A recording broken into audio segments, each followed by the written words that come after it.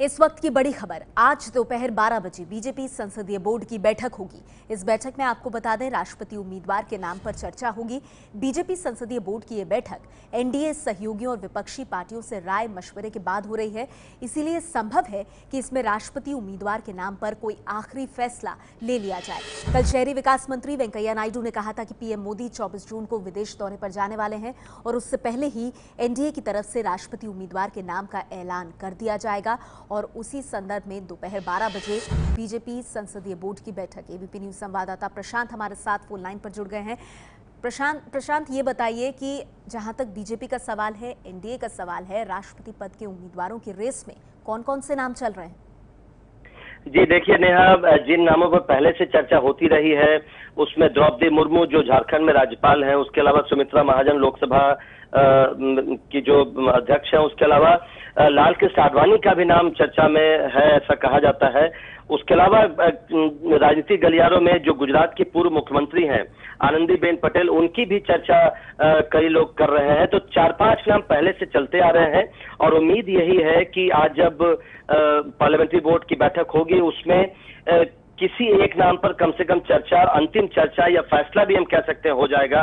लेकिन माना यह जा रहा है कि आज पार्लियामेंट्री बोर्ड में चर्चा होने के बाद जिस नाम पर अंतिम फैसला बनेगा उसको लेकर एक दौर कंसल्टेशन का फिर होगा अपोजिशन पार्टीज के साथ, क्योंकि वेंकैया नायडू ने कहा था कि एक बार नाम फाइनल हो जाए उसके बाद फिर से वो जितने अपोजिशन पार्टीज हैं उनसे पूछेंगे कि इस नाम पर उनकी राय क्या है, क्योंकि पिछली बार जब उनकी मुलाकात हुई थी तब किसी नाम के साथ वो नहीं गए थे। तो आज ये माना जा रहा है कि जो भी 5-6 नाम आगे चल रहे हैं उनमें से किसी नाम पर अंतिम फैसला हो सकता है। हालांकि ये अभी कहना जल्दबाजी होगी कि आज ही उस नाम की घोषणा की जाएगी या नहीं की जाएगी, ये अभी ये साफ नहीं है। नेहा जी प्रशांत, आप हमारे साथ बने रहिए, क्योंकि जिन उम्मीदवारों के नामों की आप चर्चा कर रहे हैं, जो नाम जिन पर कयास लग रहे हैं, एक बार दर्शकों को हम बता दें कि एनडीए की ओर से राष्ट्रपति की रेस में कौन कौन नाम चल रहा है। देखिए, केंद्रीय सामाजिक न्याय मंत्री थावर चंद गहलोत, इसके अलावा झारखंड की राज्यपाल द्रौपदी मुर्मू, जिनका जिक्र प्रशांत भी कर रहे थे, उनका नाम भी सुर्खियों में है, चर्चाओं में है।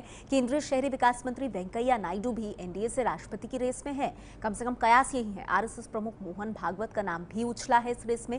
इसके अलावा पूर्व केंद्रीय मंत्री और बीजेपी सांसद हुकुमदेव नारायण यादव का नाम भी इस रेस में है। हालांकि किसी नाम का औपचारिक ऐलान नहीं हुआ है और लोकसभा अध्यक्ष सुमित्रा महाजन भी इस सूची में बताई जा रही है। तो राजनीतिक गलियारों में राष्ट्रपति पद की रेस को लेकर जिन नामों पर कयास लग रहे हैं उन नामों की एक सूची, हालांकि इन नामों में से किसी की तरफ से कुछ कहा नहीं गया है। और आपको बता दें कि एमएस स्वामीनाथन, जो कि कृषि वैज्ञानिक हैं, शिवसेना ने उनका नाम भी सुझाया है। पहले शिवसेना मोहन भागवत की बात कर रही थी और फिर कहा अगर वो नहीं हो सकते तो एमएस स्वामीनाथन। एबीपी न्यूज संवाददाता प्रशांत, जो आज दोपहर 12 बजे बीजेपी संसदीय बोर्ड की बैठक को कवर करेंगे, वो हमारे साथ इस वक्त फोन लाइन पर मौजूद है। प्रशांत, ये कुछ नाम हैं जिन पर सियासत में जो कयासों का बाजार है वो काफी गर्म है। कोई ऐसा नाम जिस पर आपको लग रहा है कि आम सहमति बन सकती है, या ये सभी नाम होंगे जिन पर चर्चा होगी? नहीं, देखिए, आज जो पार्लियामेंट्री बोर्ड की बैठक है उसमें तो 2-3 नामों पे चर्चा होगी। हालांकि कहा यह जा रहा है कि पार्लियामेंट्री बोर्ड में कुछ डेफिनेट जरूर निश्चित नाम पर जरूर चर्चा होगी और हो सकता है अंतिम फैसला भी हो जाए। मैं आपको बता दूं, जिन नामों का आपने जिक्र किया नेहा, उसके अलावा सुषमा स्वराज जो विदेश मंत्री है उनका भी नाम चला था। हालांकि उन्होंने औपचारिक तौर पे तो कहा है कि वो इस रेस में नहीं है, लेकिन मेरी जानकारी है कि वो भी कंटेंशन में है, वो भी रेस में है।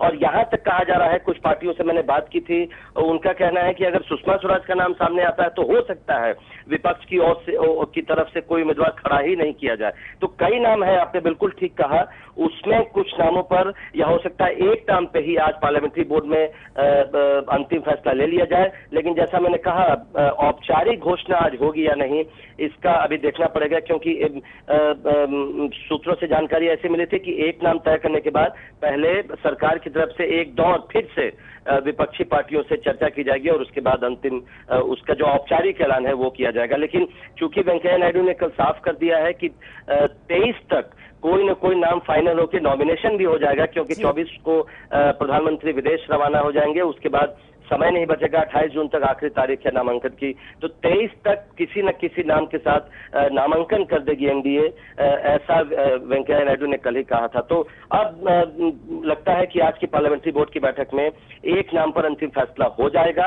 औपचारिक ऐलान होगा कि नहीं, इसके लिए थोड़ा और इंतजार करना पड़ेगा। औपचारिक ऐलान पर भले ही संशय के बादल हों, लेकिन प्रशांत, ये आप बेहद अहम जानकारी दे रहे हैं कि कम से कम वो नाम कौन होगा, इस पर कहीं एक कंसेंसस होता हुआ नजर आ सकता है, क्योंकि 23 जून को ये उम्मीद की जा रही है कि ऐलान संभव है।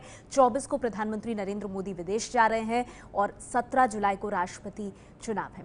तो हमने जो अभी आपको नाम बताए वो एनडीए की तरफ से, बीजेपी की तरफ से वो संभावित उम्मीदवार हैं, जिनमें से किसी के नाम की औपचारिक चर्चा नहीं हुई है। लेकिन यूपीए की तरफ से राष्ट्रपति की रेस में जो नाम है उनमें एनसीपी अध्यक्ष शरद पवार का नाम सबसे ऊपर है। इतना ही नहीं, लोकसभा की पूर्व स्पीकर मीरा कुमार, लोकसभा अध्यक्ष, पूर्व लोकसभा अध्यक्ष मीरा कुमार का नाम भी यूपीए की तरफ से राष्ट्रपति उम्मीदवारों की रेस में है और पूर्व राज्यपाल गोपाल कृष्ण गांधी भी इस सूची में बने हुए हैं। इतना ही नहीं, जेडीयू के पूर्व अध्यक्ष शरद यादव भी इस सूची में शामिल होते नजर आ रहे हैं। हालांकि बातचीत का दौर यूपीए एनडीए के बीच में जारी है। बीजेपी की तरफ से जो खास कमेटी बनाई गई है, अरुण जेटली, वेंकैया नायडू वाली, राजनाथ सिंह वाली, इस कमेटी की तरफ से राजनाथ सिंह और वेंकैया नायडू सोनिया गांधी से मुलाकात भी कर चुके हैं।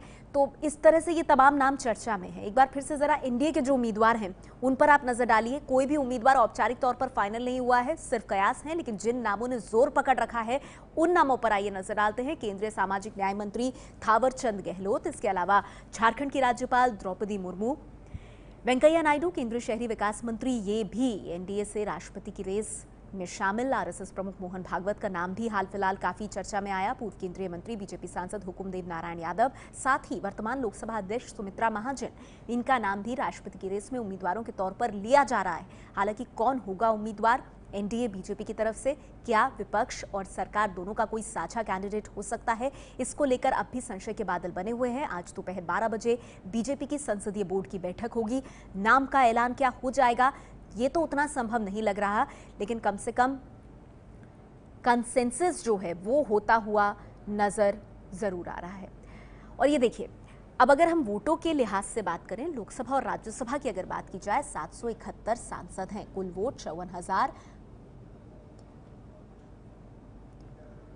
5,45,868। तो देखिए, कुल वोट है 5,45,868, 771 सांसदों के। अब इसमें 4,120 विधायक भी हैं।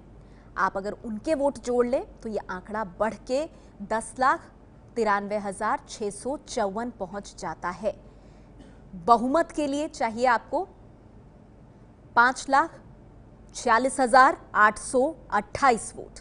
ये आपको बहुमत का आंकड़ा चाहिए। अब अगर आप बीजेपी का प्रेसिडेंट प्लान देखें, सिर्फ बीजेपी का, 339 लोकसभा के सांसद, राज्यसभा के 74 मनोनीत सदस्यों में लोकसभा के 2, राज्यसभा के 4। अब वोट देंगे 337 लोकसभा से, 70 राज्यसभा से। इसका मतलब यह हुआ कि 2,38,596 लोकसभा से वोट और 4,95,000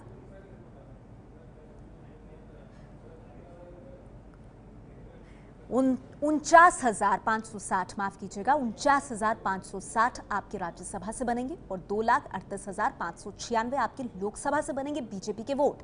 तो सांसदों के कुल वोट कितने हो जाते हैं आपकी स्क्रीन पर? 2,88,156। बहुमत आपको चाहिए 5,46,828 का। बीजेपी के 2,88,156 बन रहे हैं, मतलब जरूरत है 2,58,672 वोट्स की। अब ये आंकड़ा कहां से आएगा, इस पर सबकी नजर है। ये बीजेपी का प्रेसिडेंट प्लान जो है, इसमें ये जो वोट है इनके लिए जरूरी है बीजेपी के लिए कि गैर बीजेपी और गैर कांग्रेस जो दल हैं उन तक पहुंचे बीजेपी, और इसी वजह से कमेटी बनाई गई है। बातचीत का सिलसिला जारी है। पर राष्ट्रपति पद के लिए चुनाव कैसे होता है, प्रक्रिया क्या होती है, वो भी हम आपको एबीपी न्यूज पर समझाते हैं। देखिए, लोकसभा और राज्यसभा के सांसद वोट करते हैं, सभी राज्यों के विधायक भी इसमें वोट करते हैं। इसीलिए राज्यों में किसकी सरकार है ये बेहद अहम हो जाता है। देश में 776 सांसद और 4,120 विधायक हैं। इन्हीं के वोट जुड़कर राष्ट्रपति बनाते हैं। राज्य की जनसंख्या के हिसाब से वोटों का निर्धारण होता है। जिस राज्य की जनसंख्या ज्यादा है वहां पर जाहिर सी बात है सांसद ज्यादा होंगे, वोट ज्यादा होंगे। एक सांसद के वोट का मूल्य 708 होता है।